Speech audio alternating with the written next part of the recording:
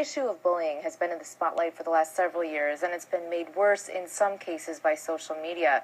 Our reporter Lori Stribling found it's nothing new, and it's blamed for one of Minnesota's first school shootings. Renee, this month, 47 years ago, Kevin Roth was shot by a fellow student outside the Grand Rapids schools. Roth says the shooter was bullied, so now he's sharing his story to combat the problem.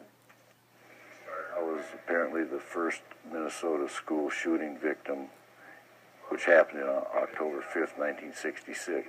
And when Kevin Roth talks about that day decades later, he still gets emotional. Seeing the gun, everybody scattered. I was like a deer in headlights and froze. He shot me. The then 15-year-old shooter also shot Administrator Forrest Willey. Willey died, but Roth lives to share his story.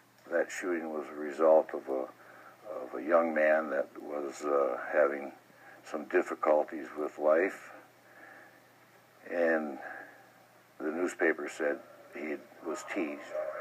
And that's what brings Roth back to Grand Rapids High School. He's trying to fight bullying. It was very powerful to hear what he had to say about this. Andy Soderberg was just one student moved and shocked by the message Tuesday. It was really crazy to hear that, a shooting occurred in the town of Grand Rapids, because I imagine our town to be a pretty safe town. It's just so shocking that the very first one in Minnesota happened here.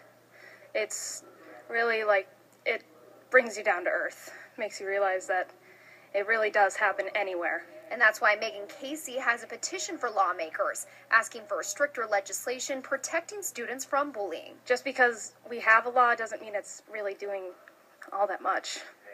As for Roth, he's just urging students to speak up.